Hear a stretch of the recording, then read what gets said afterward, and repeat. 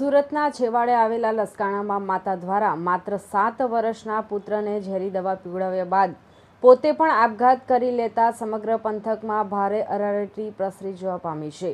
બીજી તરફ ઘટના અંગે જાણ થતાં જ પરિવારજનો ગંભીર હાલતમાં માસૂમ પુત્રને સારવાર હેઠળ ખસેડવામાં આવ્યો છે। હાલમાં પોલીસ દ્વારા પ્રાથમિક ફરિયાદના આધારે વધુ તપાસ હાથ ધરવામાં આવી છે। જોકે મહિલા દ્વારા પોતે પણ ઝેરી દવા પીને જીવન ટૂંકાવી લેવાની ઘટનામાં હજી સુધી કોઈ ચોક્કસ કારણ જાણવા મળ્યું નથી।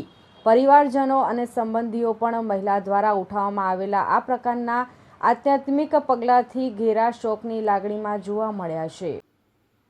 મૂળ અમરેલી જિલ્લાના સાવરકુંડલાના વતની 34 વર્ષીય નયના ધર્મેશ ખંડેલા પોતાના 7 વર્ષીય પુત્ર હિયાંશ સાથે પિયરમાં વસવાટ કરી રહ્યા હતા। ગતરોજ તેમના પુત્ર હિયાંશની તબિયત ખરાબ હોવાનું જણાવીને નવના ઘરેથી નીકળી હતી।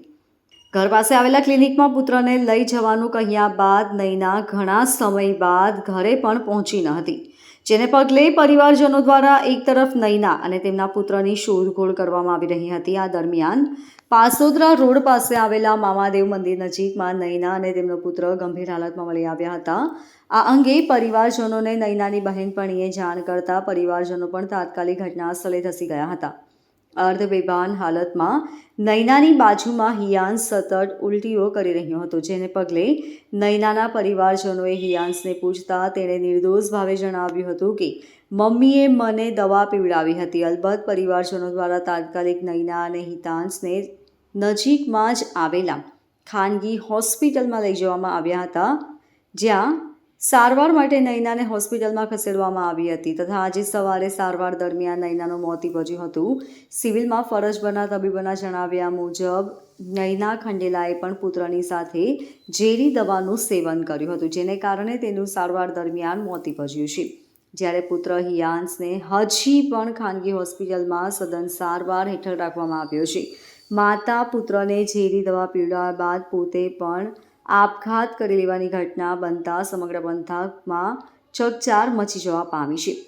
लसकाना पुलिस स्टेशन में कठोदरा गांव में मामा देव मंदिर के पास एक सामूहिक आपघात के प्रयास का बनाव बना है।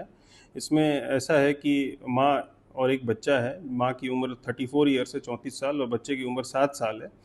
माँ ने खुद ही सेल्फोस जहर पिया और बच्चे को दूध में मिला के जहर को दिया।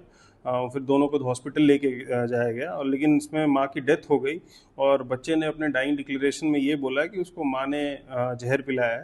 इसमें हमने एक एक्सीडेंटल डेथ और एक 307 के तहत फरियाद दाखिल कर रहे हैं और बाकी तपास चालू है कि किसी ने इसको फोर्सफुली या फिर इस तरह से तो नहीं पिलाया। इसका भी ये तपास हम कर रहे हैं। प्राथमिक क्या लग रहा है कि प्राथमिक ऐसा अभी पता चला है कि ये आर्थिक तंगी है और इसके हस्बैंड का भी पहले कोरोना में डेथ हो गया था और दूसरे हस्बैंड के साथ भी विवाद है इसका।